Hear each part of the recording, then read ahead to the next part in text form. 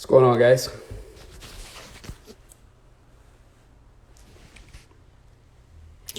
So, basically trying to figure out what to do in this new renovation. I'm basically going to let you guys kind of get an idea of what you would do here in this this house that I'm going to be renovating. Probably in the next week. We close on this house next week, and I wanted to basically show y'all what we got going on so you guys can see, give me some ideas. Normally I don't do this, but whatever. I'll show you guys kind of like the street, kind of like what's going on. So here's the street, right? We got a nice street. Hold on, how do you turn this button around? So we got a nice little street. In a very desirable area. Now, I'll zoom in. Obviously, those are some recent comps right there. That one right there. Those two, actually. Then you got a couple right there on the corner. See those? Yep. And then you also got a couple right there. So yeah, as you can see, boom, we in a nice little area. Now a couple blocks up is I'm gonna try to get this house, actually both of these two. Look at that beat up house right there. Oh yeah, they want to sell. Anyway, this is the house we'll be closing on. As you can see, we got comps for days. We got to figure out what we're going to do here. It's not that much, actually. So it's a house that's 849 square feet, which is small, right? 2 stories. Basement's can't finish the basement because it's too small. So you're really only dealing with 2 stories, 849 square feet, 2 bedroom, 1 bath. That's not a lot of house. And when you guys see inside, you'll see it's not a lot of renovating that needs to be done either. But I will be working with a smaller budget. So obviously, first things first, yeah, we want to paint this. We want to repaint this. So as you can see, like our comps on the street, oh, they painted. They painted. Look at those 3 right there. 1, 2, 3. Another one right there too. So we definitely want to paint this, scrape this off, paint it. I don't know what color we're gonna paint it. I don't know. What do you guys think? What color should we paint this? Look at it. Look at these, right? You see those right there? Then you see that nice little gray right there, that dark gray. Then over here you got a black, then you got a baby blue on the corner, you got that blue. What color should this one be? Comment in the section below your opinions. What color should it be, guys? What do you think?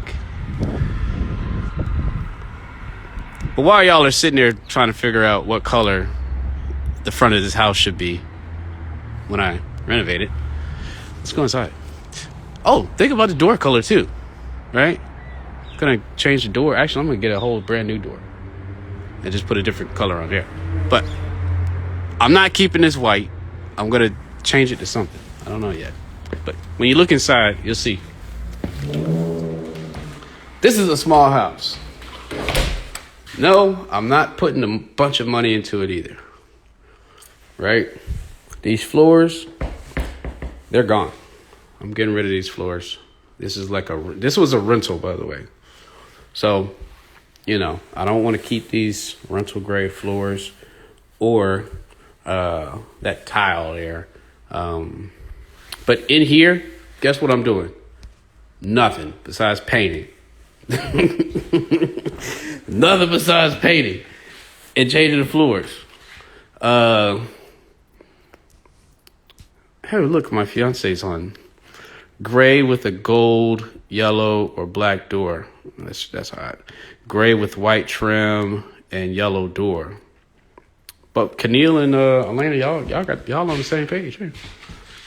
Okay, all right, we'll do that then. Inside.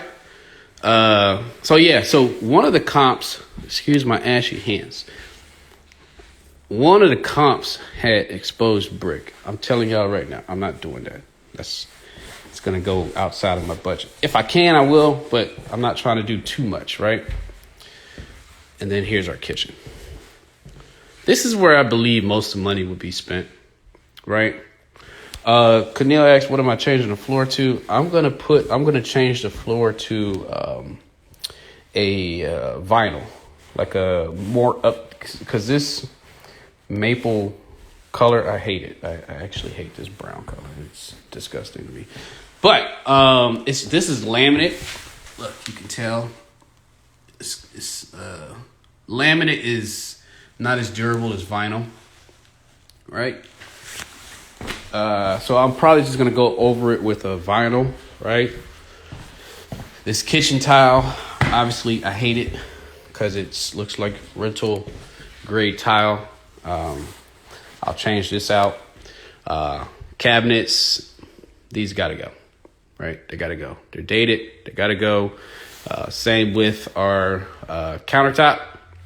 Get us some granite countertops, stainless steel appliances. Pop a new light in right there. That random recess light over there in the corner is, kind of crazy. Keneal asked, the floor is gray. Probably not. I like the dark brown. I've been doing dark brown, like a really rich dark brown color lately. But as you know, people like to do the grays, which, ain't nothing wrong with the grays, but it's pretty typical of most renovations. Show you the back of the house. Back here, cosmetically, it looks a little ugly. Like, look at this. This is disgusting. But I don't know if you guys saw our front yard. Our front of our house is very, very tight. That street is tight. I'm thinking about taking this out, and making this a parking. They can park back here. That's gonna add a bunch of value, right? Bunch of value, especially on a tight little street like that. It's gonna add a lot of value where somebody can come in and actually park. Because I can tell you right now, me trying to park is always an issue whenever I come over here. Then our alleyway, it's got space. It's got a lot of space. So, it's doable, right? It's the back of the house. We're selling it. So it doesn't matter. We want value. Right? At an affordable price. So let's just get rid of this. It's already a piece of crap, right? Get rid of this side, piece of crap, and let's turn this into a little parking pad back here. Shoot, we can even just leave this the way it is. They can just add some more rocks. Boom, there you go, parking. We just added another $10K worth of value to the property. Now this lime green, I'm gonna paint that. That awning, I'm gonna get rid of that. All this back here, I'm just gonna freshen up. That's it. Not too much, right? I don't want to do too much. Am I updating the fence? No. I'm probably just going to get rid of this whole side. I'll keep that. I might keep that, but I'm just going to get rid of this. Right? Somebody can park here. Boom. Like I said, that's about... In this area, where there is no parking and you're on that one-way, small, tiny street, that parking space is going to be the selling point. No doubt about it. All right? So, here's the other thing to consider, because you want to step out and be different than your other comps, especially since this house is such a small house. I'm thinking, I'm playing with the idea. You see this wall right here? And then you see this wall right here? This leads into the basement, right? Leads into the basement. Now, if you guys know, I'm probably thinking about taking this wall out, and having an exposed railing right here, right? And another rail right here. So that when you walk in, or when you're sitting right here in your living room, you see right through to the kitchen. What y'all think about that? What y'all think about that? Let me know. If you were buying this house and you wanted to have an open floor plan, how about opening that up? Even better question. You get one or the other. Exposed brick on this wall or open floor plan. You see right through to the kitchen. Pick and choose. Comment in the section below. Let me know. Because to me, I would almost rather, this thing is just, it's ugly. It's blocking everything, but it does add a degree of separation, which is fine. Sometimes you need that, you know. But exposed brick, y'all see, Elena, you real biased with the brick. So y'all are mixed. Exposed brick. Gabe says open. Marty says open. I think that'll be hot. Like if I get the metal railings and just across here, open that up.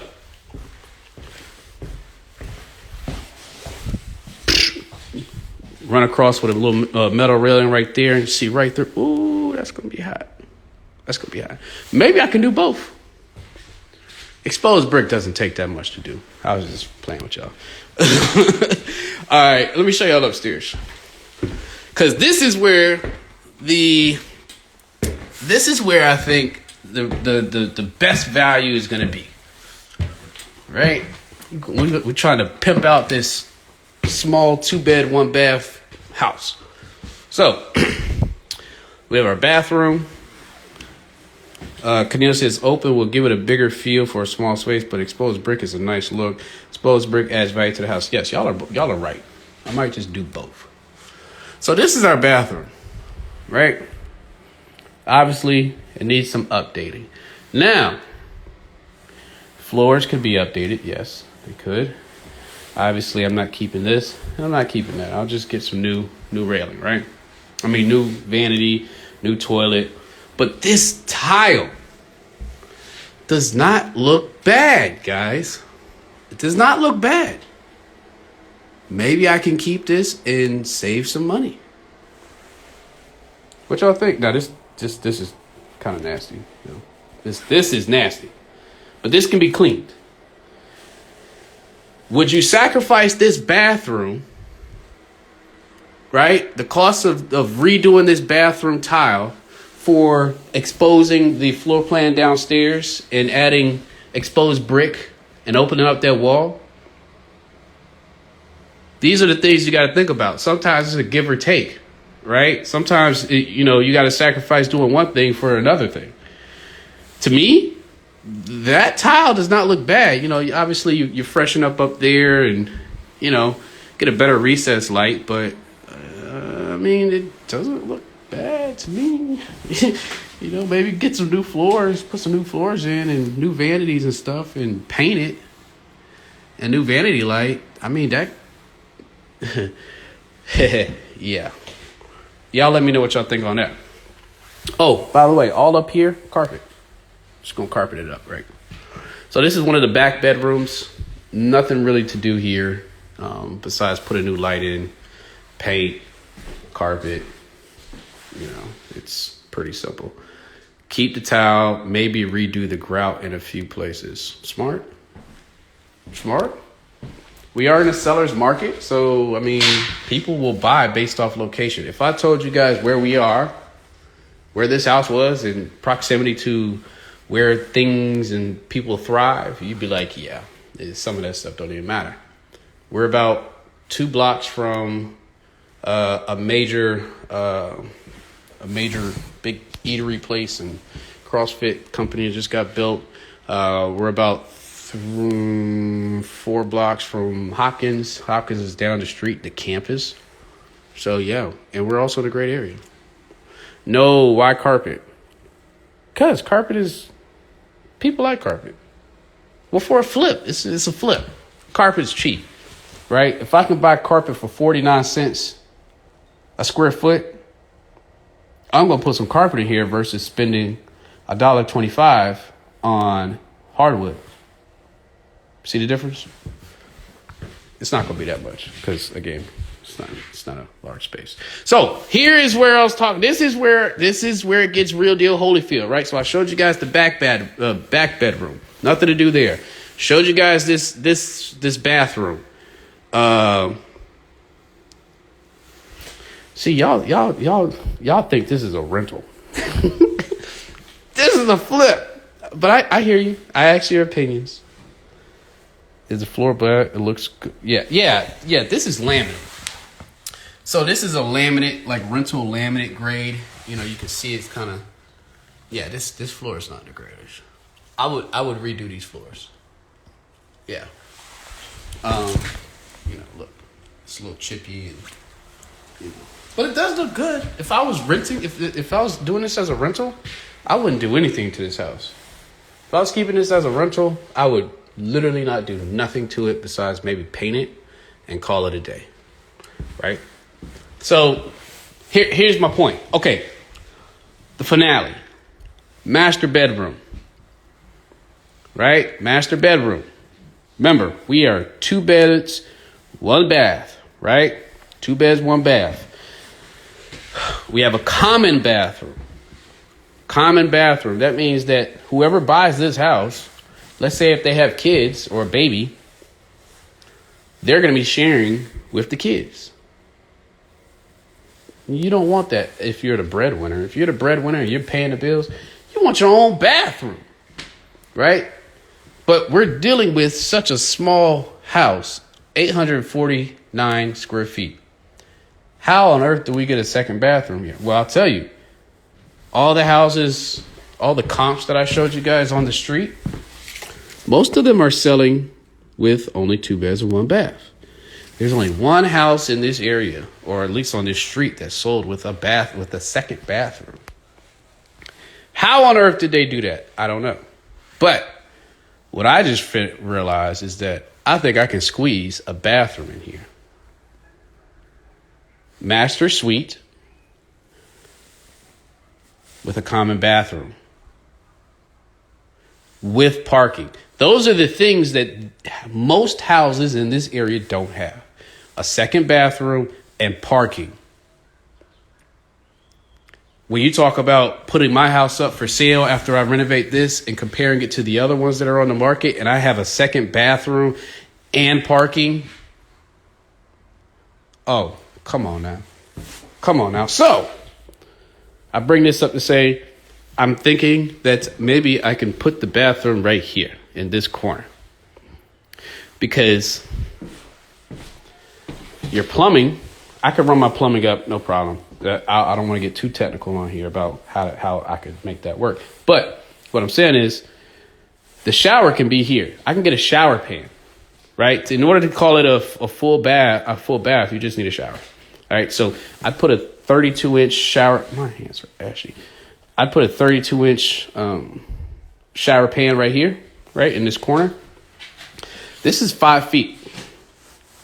That can be the shower. Put your toilet there, your vanity here.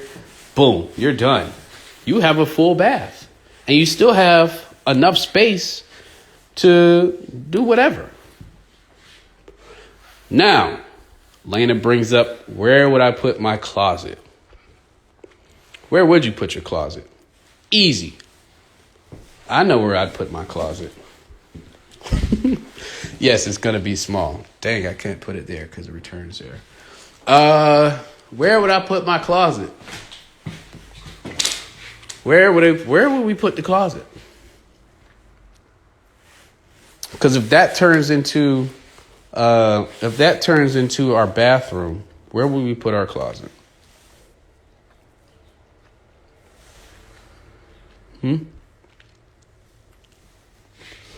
See, you could, if you put the bathroom in this corner and it comes out, let's say about right there, right?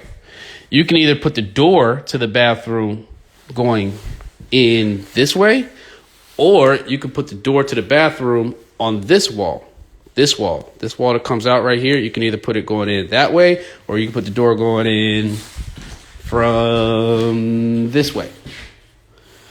Now, I'll give you something to think about. Y'all know I studied architecture, so these layouts and stuff is kind of interesting. So anyway, so if you bring this wall out, let's say right here. Let's say you bring this wall out right here, come out, maybe 5 more feet, right? Come out 5 more feet and you run it up there. Let's say you put the door on this wall. If you put the door on this wall, yes, you take away functionality. You take away, some functionality in your actual bedroom space. But let's say you leave about 2 feet, 2.5 feet right here. Maybe your closet's right here. And so you walk in, you have a walk, you can get a sliding door or whatever. Barn door. There you go, Marty. Yes, a barn door. And maybe 2.5 feet right there is where your closet is. So really you have this big kind of rectangle, and this is the rest of your space, but you have a bathroom. I think, here's my belief. I think people are willing to sacrifice space in their master bedroom if they have their own bathroom. If I said, hey, you can have your own bathroom, but you're going to have to sacrifice some space, would you do it? It's either you're sacrificing space for your master bedroom, or you're sharing a bathroom with your kids or with a roommate. Which one? Which would you rather have? Because essentially, you see this room? This wall right here, imagine this whole thing right here is gone. This is bathroom and closet space. Lena says, if you add a bathroom, how big of a bed would fit? Would there be enough room for furniture? I wouldn't look at this. This is, I guess whoever was living here left this. So that's essentially what you're looking like. I mean, you'd have, your bed there. Maybe your bed's flipped the other way. But right here, look at this wall right here. From here to there. That's how much space you'll have. Is it worth it? You guys let me know. Are you willing to sacrifice having a smaller master bedroom if you can have your own bathroom? If you can't get a queen in that room with the bathroom, I wouldn't sacrifice it personally. True. Camille says, I'd prefer the one bath, larger closet, and room space. Interesting. Now, thinking a little bit deeper, right? Thinking deeper into this. What I just brought up is appealing to, let's think about the end buyer, right?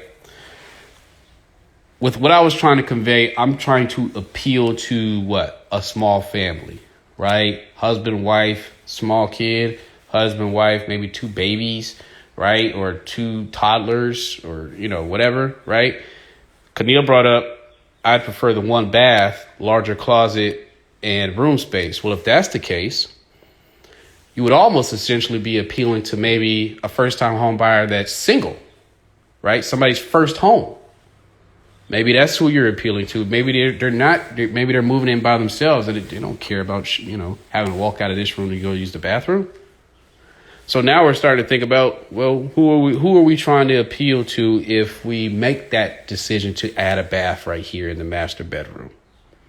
Because most of the time, if you have a small family, or when you guys have, kids, Camille has a kid, do you want to share with your child? Right? So I think this is kind of like what you have to think about, right? Now, also understand that you're working on a budget. So you're only going to do things that add value to the back end. I wouldn't, if I was talking about adding a bathroom here and I knew it wasn't going to add, too much on the back end when I go to sell this house, that the money's not worth it to actually put a bathroom in. But if I knew that this street if I knew that this street and the comps on this street all had 2 1s, and I saw that they were selling for, let's give you an example. Let's say all the houses on this street sold, and they were 2 bedrooms, 1 bath. Let's say they were selling for, $200,000.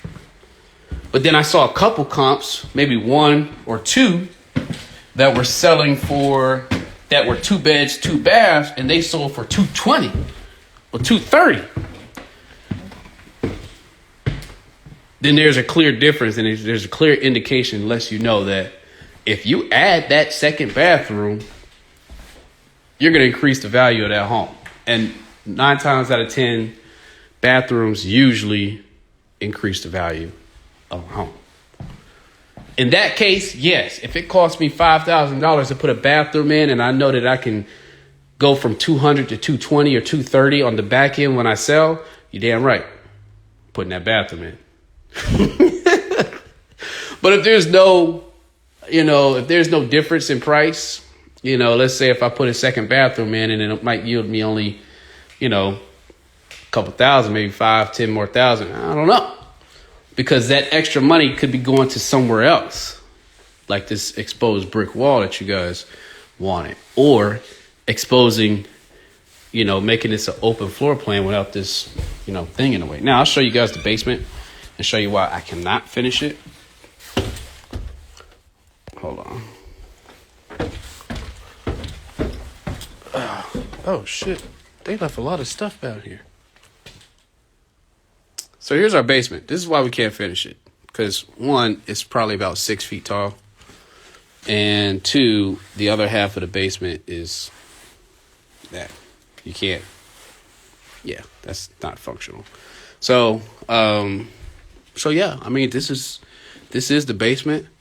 Normally, you'd want to dig this out, but you only do that if it's, worth the money. Right? But the house will have washer, dryer, hookup.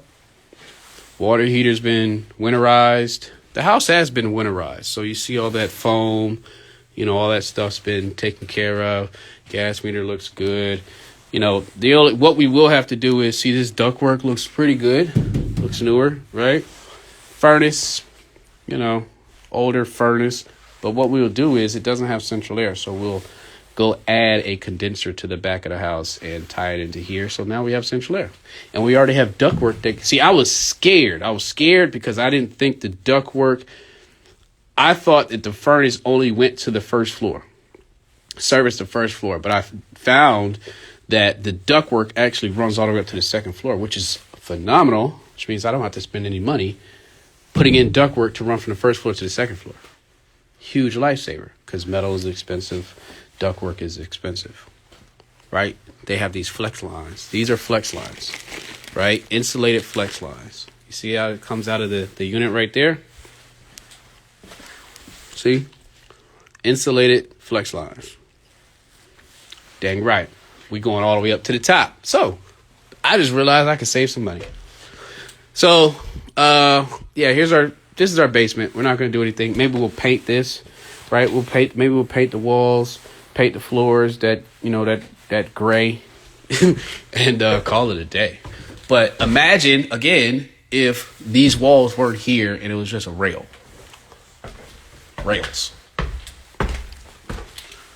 Right? Something to think about. So, I wanted to share that with you guys.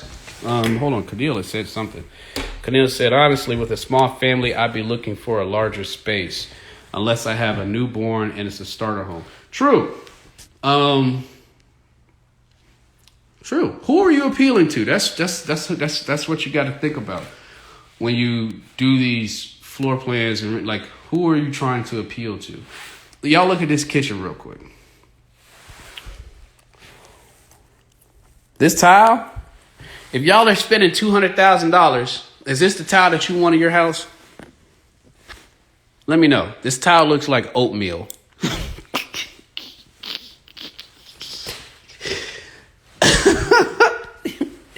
The tile looks like it's the color of oatmeal.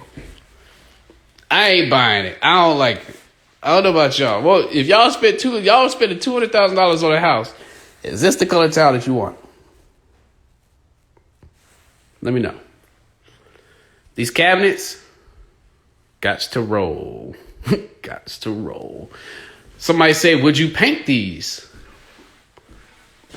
No, I would not. I would throw them away. You know why? Because they're different cabinets. This is a different cabinet than that. That's a different cabinet than that one. So, no. Marty says, how would you conceal the unfinished basement if you open the walls? Would you just be able to see down there? Yeah. Again, an idea. I have seen, in fact, Elena, the house across the street from where we live, they had their basement, instead of there being a door leading down to the basement, they had it open. And so it's kind of just like a open, like you just walk down there. Imagine it being like another livable space down there, except it's not. And, you just walk down into the basement. Do people like that? I don't know. Do you want there to be some separate? Do you not? Look, when you pass by here, think about this, right?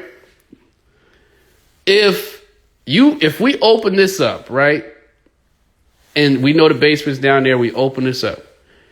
Do you want to have to walk by here and look at a dark basement every time you walk by here? Every time it's basically gonna look like an open pit. Every time you walk by. Now you can add light down there and all that kind of stuff, but it's not a usable space. It's not functional. So every time you walk by here, which is gonna be frequent because this is a small house, you're gonna see this dark pit right here.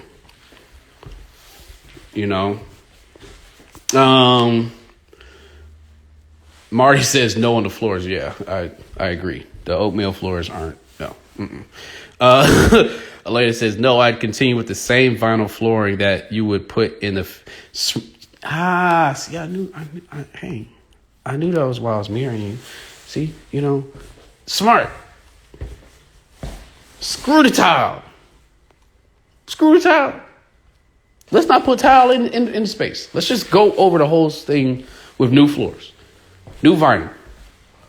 Whole first floor. New vinyl. Now, that's not going to be an issue. That little step up. That's not a problem. I can put a transition there, but boom, all new floors. All new floors. That's smart. Nate says, bro, you can slide with the tile if you finesse the countertops and cabinets. Nate, if you were spending $200,000, is this what you want on your floors? Is Chapo going? Hey, Chapo ain't going. Hey, she ain't going for this, bro. She not going for this. Look at that. Nah, man, we got to get rid of this. Like I said, this stuff look like oatmeal. Porridge floors. Marty says, I think if it was livable space, I wouldn't mind it. But with it being unfinished, I'd be trying to hide it. True, that makes sense. Yeah, I mean, because and that's the difference, right? When we looked in the other space and it had the open basement kind of idea, that space down there was livable. They had a bedroom, a bathroom, it was carpet, it was nicely lit. But when the lights were off, it did look like a pit. It just looked like you was walking by a pit of darkness until you turn the light on. So imagine that light is off.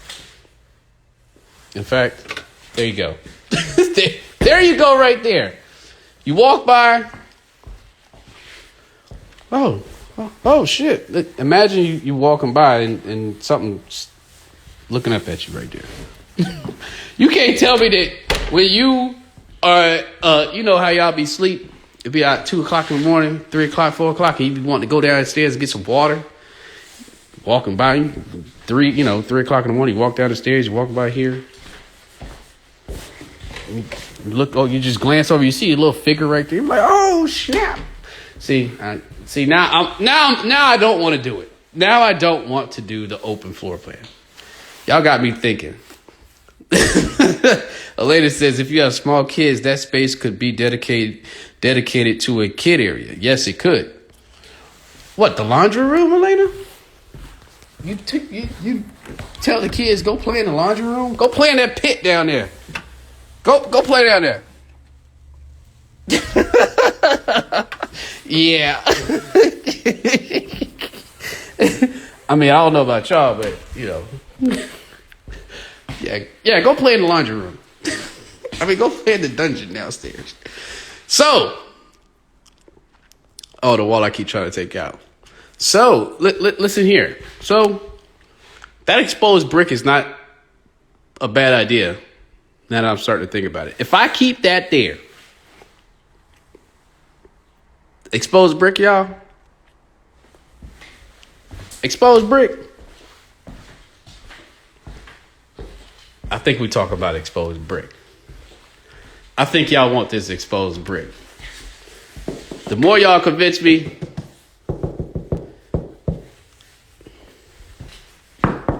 yeah, this is drywall. Yeah. I think the more y'all convince me, I think as we think through this together, I think the exposed brick might be the way to go. I'm running numbers in my head on what that's going to be. Really, exposed brick, anybody, look, guess what? Exposed brick ain't a lot to do. It's just laborious, right? So if I wanted to do exposed brick, I'll just go get the sledgehammer and start sledging. Boom, boom, boom, boom, boom, boom, boom, knocking this out. Once the brick is exposed, just get a wire brush and start get all the grit and stuff off of it. And then after that, you throw some poly on it. There you go, exposed brick. And it instantly adds flavor. I think y'all have convinced me.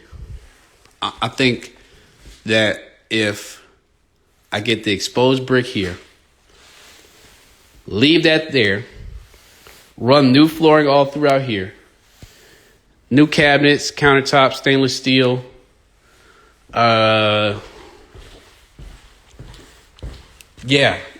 torn, exactly. Brick with the new vinyl floor would be nice. Get some new paint in here. Expose this brick.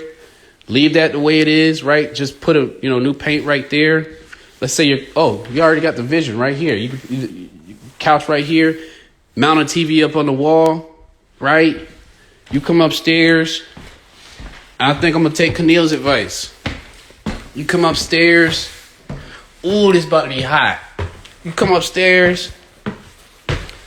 You got 2 bedrooms, 1 bath. No, we're not going to put a bathroom right here. We not.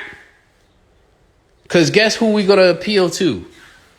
We're going to appeal to a single person or a couple. Oh, yeah. See, that's why I wanted to do this with y'all. Right? I wanted to walk through this with y'all because everybody's got a different perspective of how things should get done. And a lot of times I don't make the best decisions when it comes to layouts and things like that. You know? Oh. You could add a railing to open a space on the first floor. You mean right here? And the reason I'm saying all that is because I've made a couple of design mistakes before. Atlanta will tell y'all. It can't just be me looking at things, because when it's just me, it's good to get others' opinions and perspective. Like y'all, I literally was in here trying to figure out, had already had in my mind that I was going to put a bathroom here. But again, talking to you guys, hey. Now, if I don't do any of that, I'm going to change this tile. I'm sorry, guys. If this is going to be the only bathroom, we got to pimp this bathroom out, right? Because if we're not going to add a second bathroom here, we got to pimp this one out, which means that, yes, this tile looks nice and it's great rental grade tile, but we're going to have to pimp this thing out. Aleda says you could add a railing to open the space on the first floor Railing on the stairs. Yes. Please change the tile everywhere. The oatmeal tile? Yeah, we're going to change the oatmeal tile. So, what Elaine is talking about is the railing. Guess what? This wood railing right here. Is this what you're talking about? Get rid of this? Cadil said, yeah, the tile got to go. Yeah, it's got to go. So, basically, you said change the wood railing to like a metal. Right? Metal rail instead of wood rail. I've never done metal rails before. I've never done it. I don't know who to go to. And chances are, if I've never used a metal rail person before, they're gonna charge me. But, you know, whatever. Okay, metal rails it is. Metal rails. Okay, we're changing the tile upstairs, changing the bathroom tile. Putting vinyl floors down here. We're leaving this alone. We're just going to paint the floors in the basement. Are we getting a new front door? I'm going to show you guys one of the comps. I'll show you one of the comps.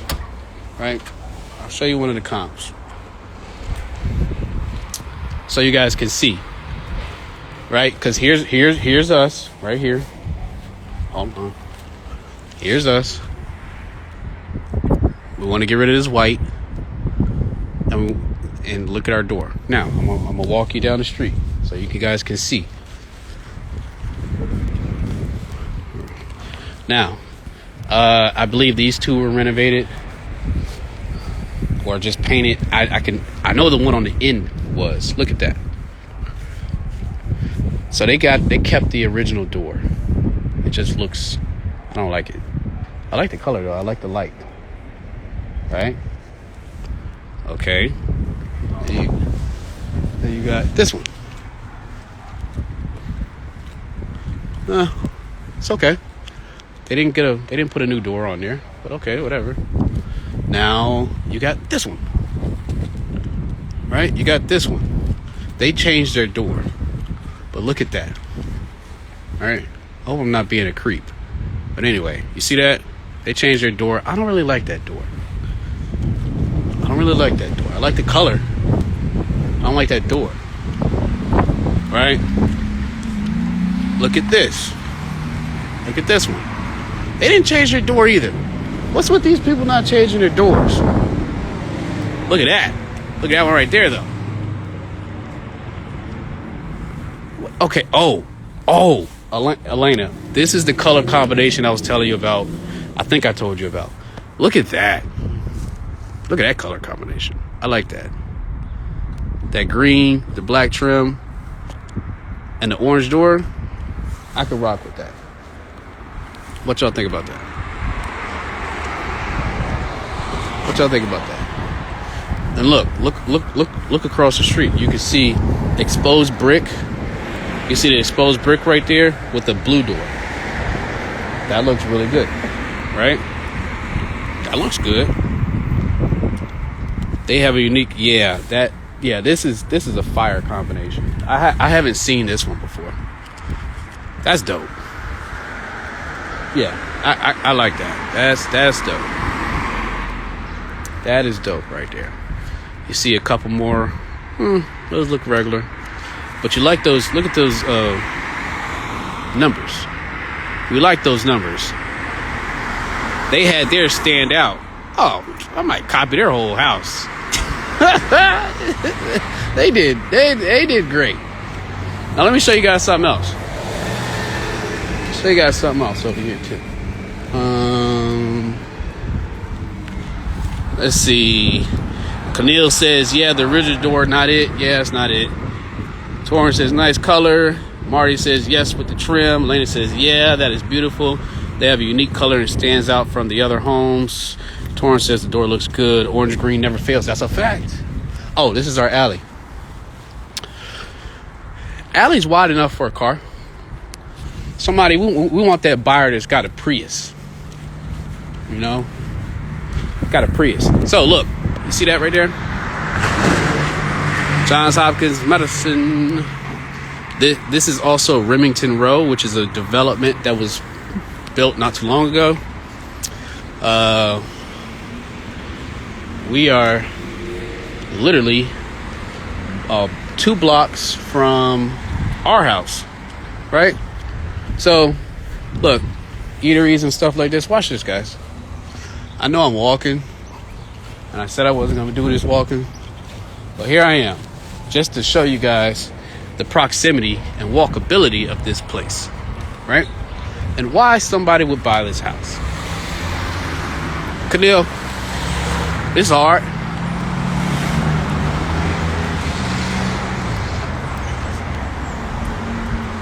That's hard. All right, so keep it moving.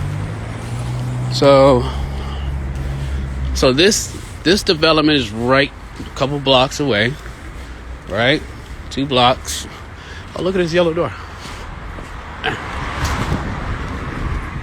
Now, once we get up to this light, oh, these are nice. Look at this. Look at this.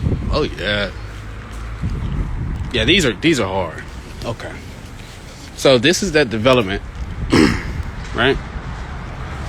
On the other side of here, they have a whole bunch of shops and stuff like that. But wait till we turn this corner here.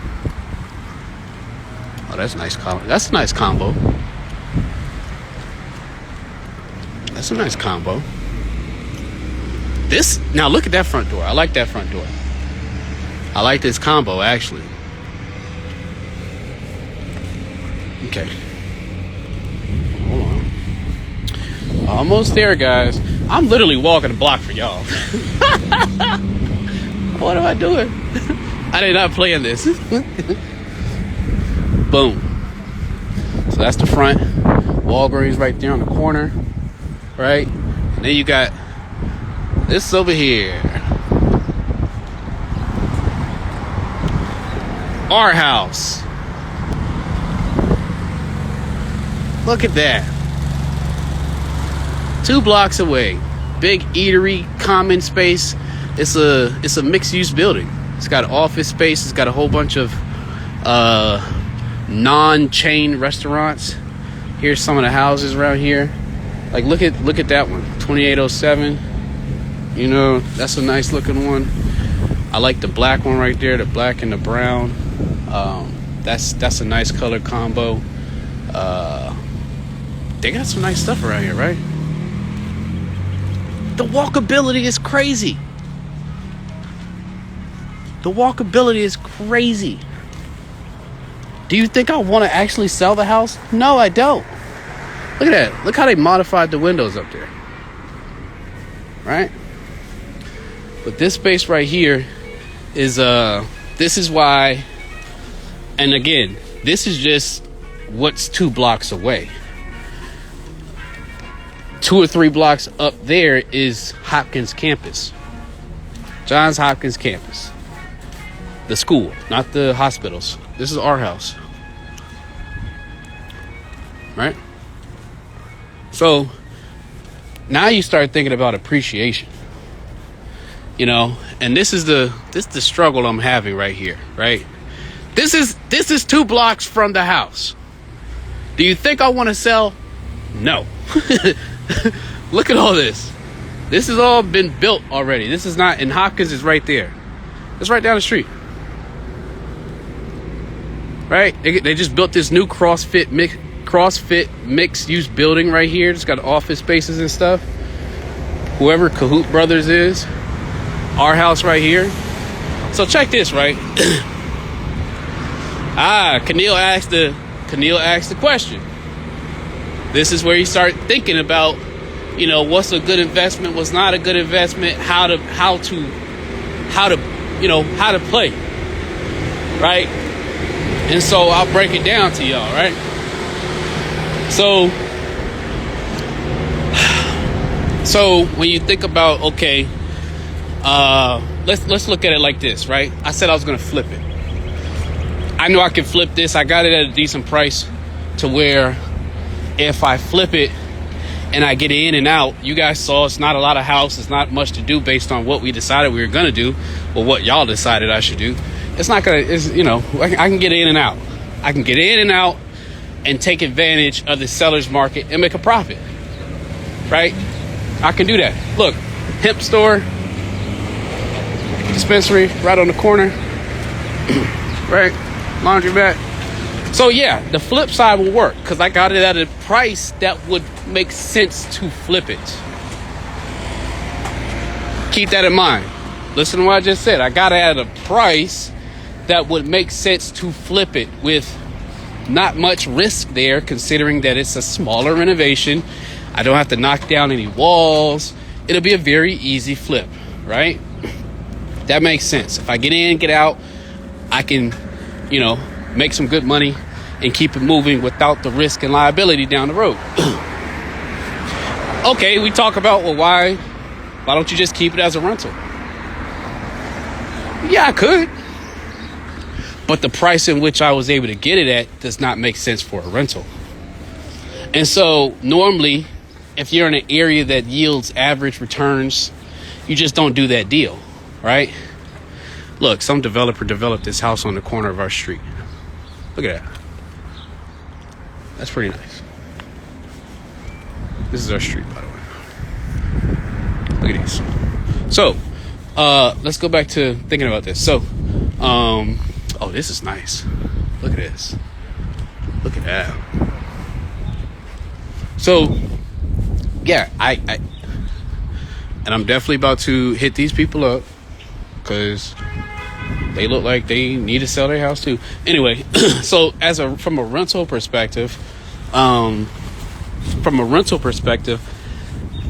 it doesn't make sense to keep it as a rental because of the price points, right? You start looking at, well, it is the money that I put into, the money that I bought it for, am I going to get a good return on the back end? No. So you basically, you don't get in the game to make small returns on your money. So from a rental perspective, no, it doesn't make sense, right? But then normally you say, okay, I'm not going to do that deal. If I can't get X amount of percentage back, then I'm just not going to do the deal, right? You're in an average area or you're in a bad area. Okay, cool, fine. Don't worry about it, right? The flip side to this is where you wouldn't do that deal somewhere else. I just walked the block with y'all. And if you decide to keep, you're just keeping really for the area because, yes, you won't get a great return, but you can look at it from a different perspective and say, well, the appreciation could work out in my favor down the road based on what's going on in the area. So it's like, is that a good enough reason to keep it? Yeah, you could. Are you okay with making minimal returns and banking on appreciation down the road because of what's being put here? This is not a scenario where it's like, oh, they said they're going to build this over here, or they say they're going to do that over. No, you see it. It's already here. It's not even you don't see the construction part. It's already here. You're not banking on anything. It's here. You know what I'm saying? So when you look at it like that, it's like, okay, yeah, you can bank on the appreciation, and yeah, where if I flip this and sell it for $200K today, that's fine. Let's say I held on to it and stuff goes up, they might be selling these same houses out here on this street for $300, $350 down the road. You never know. So is that good enough reason to bank on the appreciation and keep it? It's a gamble. It's definitely a gamble. Remember, the price, you already have too much into the price doesn't generate enough income to make sense today. Will it tomorrow? Maybe. And the only play you'd be doing is having it be continue to run it as a rental until you see values go way up, and then you put a little bit of money into it, then you sell it. Are you okay with making below average returns on this in the meantime? Could. Or what you can do is you can buy it, make subpar returns, and refinance. Nah, that wouldn't. No. If you refinance, no, you don't want to refinance. You really want to keep your costs down. You really don't want to have any money into this until it's time to get rid of it. Right? You buy it, don't do anything to it. Don't put any money into it. And, Keneal says, yeah, why not rent it if it's close to Hopkins? Elena says, why sell? You could rent it, Airbnb. When you have Hopkins, eateries, hemp store, it'll probably increase in value in the next 5 and sell at a higher price. True. That's what I'm debating. And the other side is this. Keneal, we've talked about this. The barrier of entry to get into a space like this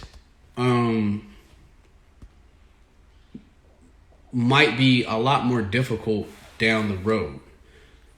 So if I like this area, if I sold today, could I get back in another year or two? Could I get back into this area as easy as I got into this right now? The only way I got into this is direct to seller. That's the beauty of, doing what I do. I talk directly to the owners instead of what's on market. On market, I'm probably not paying what I'm going to pay for this house if it was on the market. No. So that's the thing, right? I have an advantage because I went direct to seller. So the price is good enough for me to do something with. I can't do all the options because they have implications, just like I told you. Rent, flip. In a perfect scenario, you get it at a price point where you can rent it, you can keep it as a rental, you can flip it, or you can wholesale it. This, I could flip it, yep. Can I rent it? Yeah, but I'm not going to make no money. Can I wholesale it? Yeah, I could probably make a couple of bucks. And you say, well, if I sold it, could I get back in this area later? I don't know. What do y'all think? What would y'all do? Everybody's on here. What would you guys do? I don't do this. I don't normally share with you guys this side of things, but this is how you got to think. Like, these are the everything. Like, as long as y'all have been on, these are the thoughts that you have, that I have, when it comes to just a new project, taking on a new project. What am I going to put into it? What is it going to look like? How much money is this going to cost?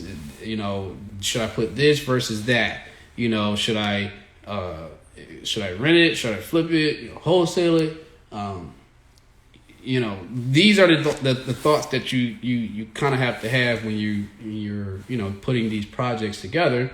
And it's not just buy a house and rent it. Sometimes that doesn't work, right? In this case, just black and white, buying and renting this house does not work. Doesn't work. You'd have to sacrifice in order to make a return, and you're banking on that. And you're banking on that appreciation, which sometimes doesn't work in your favor, because the market goes up and it goes down. It goes up, it goes down. So let's say I bought this house and I planned on flipping it. Market could crash, this summer. The house might only be worth $100,000. That's how it works. Or I keep it, make marginal small returns, and maybe I sell at the height when I see it, when it's going back up, when the market is at its peak. Is that now? Is that 6 months from now, a year from now, 2 years from now? Don't know. You know what I'm saying? Don't know. It will be a gamble. Am I okay with spending the amount of money to buy the house now and that money be gone, and banking on 5 years, 10 years from now? Am I okay with that? Don't know. You know what I'm saying? What do y'all think? What would y'all do? Would y'all keep it, or would y'all flip it, or would you rent it? Or would you wholesale it? Comment in the section below. Comment in the section below. What would y'all do? Let me know. Because I want to hear what y'all got to say. Investors. I don't see no comments because y'all probably thinking real long and hard, huh? See, told y'all this is not as easy to come up with these solutions. Now, what's going to be your best friend? Running numbers. I've ran numbers, which is why I'm telling y'all that the rental doesn't work. Now, had I got it for a cheaper price, now we haven't settled on this house yet, but had I negotiated a cheaper price, yeah, it would work. If I had got this under contract for... Here's the problem as a rental. Here's the other problem as a rental that you have really no control over. It's 2 beds.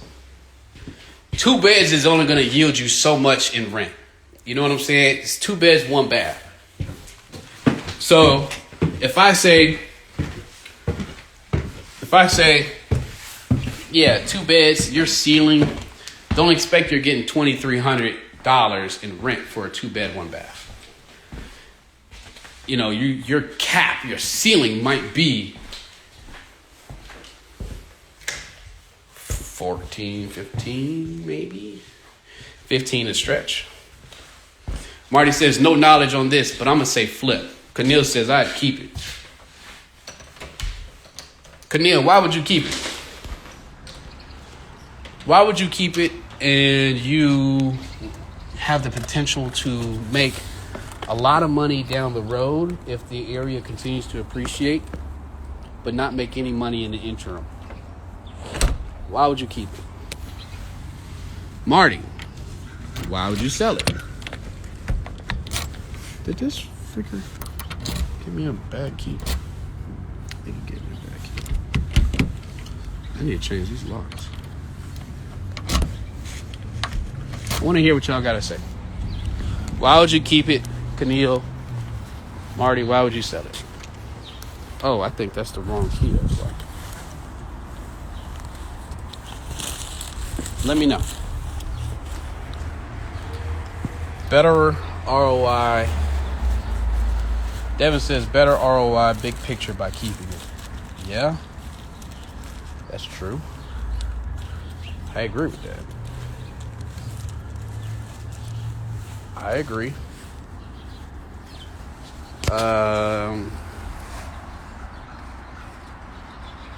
What if, okay. So devil's advocate, right? Devil's advocate on Devin's question. I mean, Devin's answer. Okay. You're going to bank on big ROI down the road. Yeah, you're going to bank on big ROI down the road 5-10 years from now. But the money you put into the place, it's sunk into the house. That's it, right? You have to hold it. You have to hold that money for a while.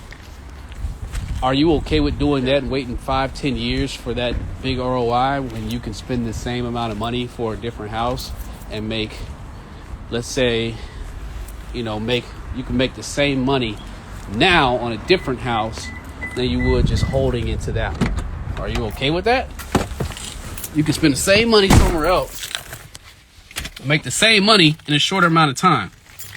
Or would you rather sink it into that house and wait 10 years?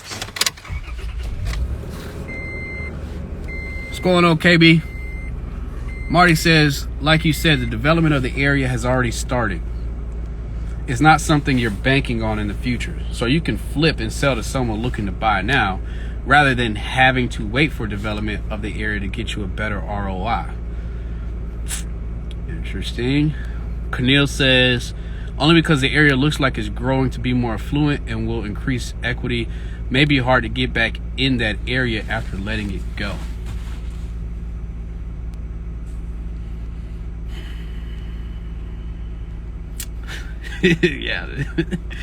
Yeah, these are the thoughts. This is I've had this actually I've actually had this house under contract for like 3 months now. Luckily, the owner, I've known him for a while, so he was okay with putting a longer contract time on it. But that is the whole reason why. Is because normally you put a house under contract, you try to settle with the owner in 30 days, right? I told him, hey, I need like 3 months to try to figure this out, and I have not. I get torn, like I'm torn because again, you can make an argument for both sides, and then also, money's at play, so it's it's a little bit different when real money is up for play, because I'm not a big dog, you know what I'm saying? I'm not a big dog.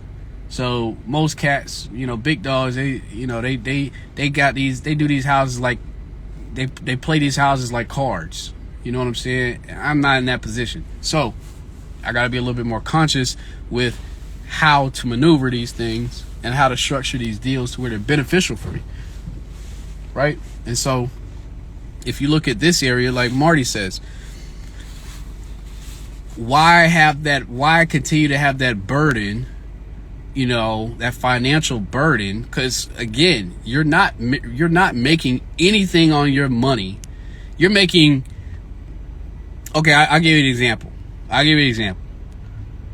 try to shoot for 12%. That's average, right? Average 12% on a rental ROI. Anything above that, gravy train. Making 6%,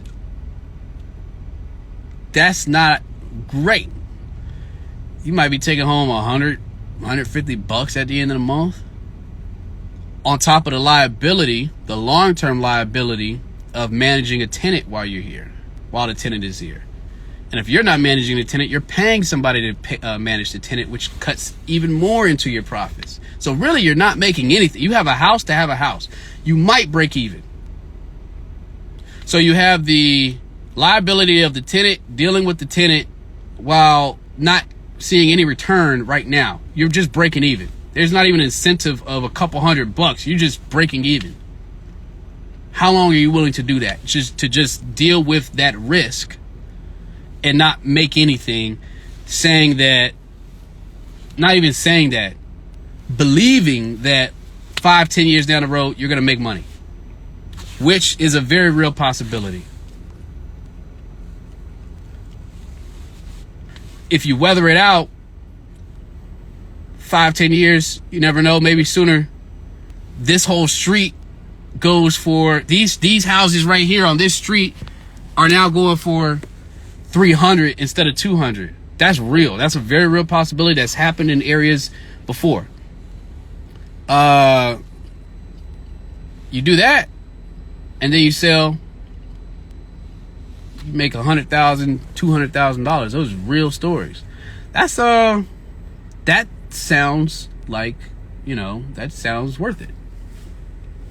Lena says the house is in a great area. It's close to a highway. It's close to Hamden. It's close to downtown. It's walking distance from our house, and the neighborhood isn't fully developed. Then again, I'm only speaking for what you told me.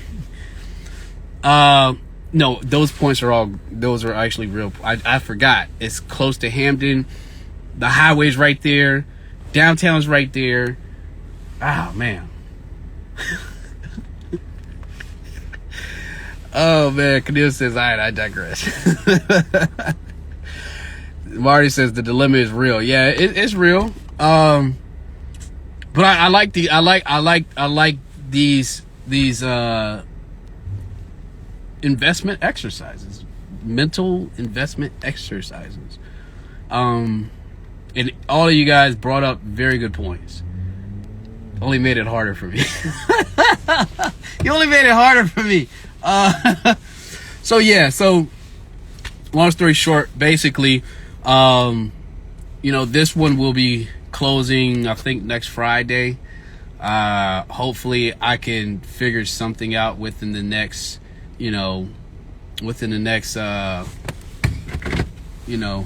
actually, Elena, I'm supposed to be home and we're supposed to be going to pick up your car. Get ready, because I'm on the way home. I'll be home in like 5 minutes. I forgot we picking up the car. But yeah, so hold on, let me put you guys up. Okay, so yes, Atlanta, get ready. If you hear me, I am on the way home. You gotta go. Gotta pick up your car. So yeah, I love the conversation. I appreciate y'all for your insight. When you guys are doing your own deals, this is how you should be thinking, right? Not everything is going to be a clear-cut decision, and you don't want to think about your investments as just, the opportunities that you have to invest as, oh, I'm just going to do it this way. The first time you think about it, you say, oh, I'm just going to do it this way. Consider the other options. Consider all options, right? And the beauty of it is you can find yourself in these situations are good, right? These situations are good because if you get a house under contract at a good enough price, you have options. You want options. You don't want to only have one option. Your exit strategy, right? What is your exit strategy? You want your exit strategy to have, you want multiple ways to get out of the deal. That means you got it at a good price. If you don't have that, then guess what? Either the deal is bad, or you're going to be subject to only one way of getting out of that deal, and sometimes that's not the way you want it to be. So that is why it's important to get deals under contract at a good price. Because see, perfect example. I got it at a price to where I got it under contract at a price that will allow me to do everything, but everything's not going to make a bunch of money, right? Without some assumptions. Now, had I got it under contract for $20K less, oh yeah, renting it and holding it would be the best option. Oh, by far. I could rent it, I could flip it, I could wholesale it, easy. But you see, I did it, and so now, yeah, I could flip it and make money, but can I rent it and make money? No. Could I wholesale it and make money? Yeah, but I'll probably only make a couple stacks. That's the beauty of being able to negotiate direct to seller. Sometimes you get, and this guy, he actually wanted to sell for a lot more, and I got him down to a decent price. But he still kind of killed because I put in, I wasn't gonna walk away from the deal, right? Because even at his price, I knew that I could flip it. And if anything, I know I could flip that house. We just talked about it. You guys know, if anything, I could flip that house. But I said, you know what? Okay, might be able to keep it as a rental too. So, yes, I love these conversations. We're not closing until next week. Maybe we'll have another discussion on this after I run some numbers and things like that. But right now I have to take Elena to pick up her car. So, guys, I have to go. Appreciate you guys for kicking it with me. Put a thumbs up if you guys like this. This conversation. I think this was very transparent to let you guys know that, the thought process of buying a house or buying an investment property and deciding on what you're going to do with it. Very transparent. And I like to keep it fun with y'all. So, thank y'all for rocking with me. Torin, what's going on? Thumbs up. Marty, you was there rocking with me. Keneal, you too. Elena, yeah, y'all got a whole I got a whole classroom session. Hopefully I can record this. It should be recorded. I'm gonna post this on my feed. If somebody's willing to sit through an hour and some change to actually walk through a whole deal, then that's fine. Now, we didn't do any numbers. I'm not at the comfort level where I like sharing actual numbers with y'all,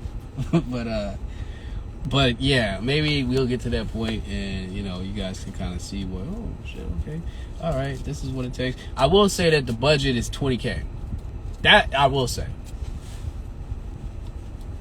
Can we get that house done in $20K? Yeah.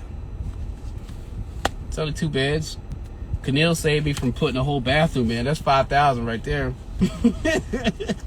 Keneal saved me from putting in $5,000, putting a whole bathroom in. So look, if we not putting a second bathroom in, Elena, if you're watching, I need you to come outside, because we got to roll. So if we're not putting a bathroom in, we're just gonna cover the floors with vinyl. Just get new cabinets, countertops, paint. Not doing anything to the basement. Adding a condenser. New tile in the bathroom. Could we get that done for $20K? I know we can. Yes. When you start having to put up a bunch of drywall. Oh, she was watching. Hey, she was watching. Oh, see, here she comes. Yeah. So, hey, I'm still live. Oh. I was like, if you're watching me, come outside. Oh no, I got off. Oh. I did. Hello, guys. Hold on. I'll take Elena to go get her car. It's been in the shop. But yeah, could you get that done for $20K? Yes, you could. It wasn't a lot to do, where you start spending money is when you have to finish basements. Do we have a basement there? Yeah, we got a basement there, but is it finishable? No, it's not even tall enough. And then it's half the size of a regular basement. So are we spending money on a basement? No. Do we have to waterproof? No. Do we have to add ductwork to the house? No. Do we have to frame in anything new? No. Why? Well, why is framing important? Because lumber prices have quadrupled. That is important of saving money, right? Because if I had to go in there and frame up the whole house or frame up a whole bunch of stuff, guess what? It's gonna kill my budget, because lumber prices have skyrocketed. I'll give you guys an example. Plywood, you can go buy a piece of plywood last year, not this time, before the pandemic hit. You can go buy a piece of plywood last year. Guess how much plywood was? Oh, to make rent, I gotta get my social security card.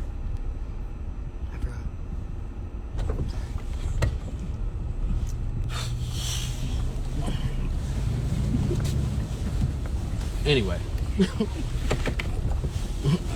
Anyway, so yes, plywood.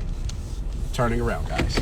Plywood, last year you could buy plywood for $7. You can buy plywood for $7.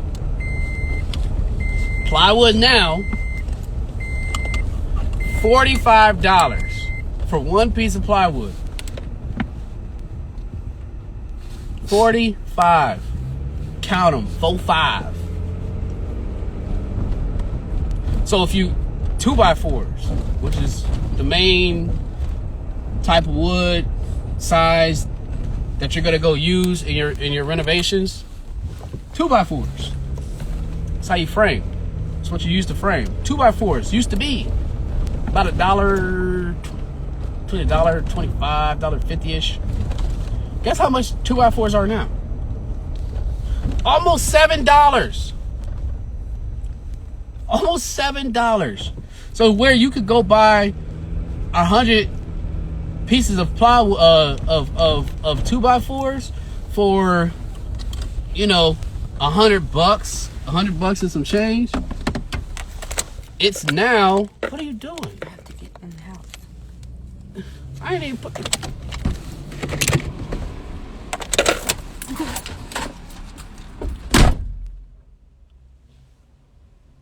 Anyway, yeah. So wood is always gonna cost you a lot, but I don't have to do that at that house, so that's great. No framing, no drywall. Drywall is $11.20 or $11.40. I don't have to spend any money on drywall. So what am I spending money on at that house? Just cosmetic things, floors, paint, exposing the brick. Per y'all request, I will expose that brick. Just because y'all said, hold me to it. I'm going to expose the brick. New tile in the bathroom. A vanity, countertops, cabinets. Yeah, that's simple stuff. So, all right, guys. I got to go take Elena to go get her car. See y'all later. Hope y'all enjoyed this.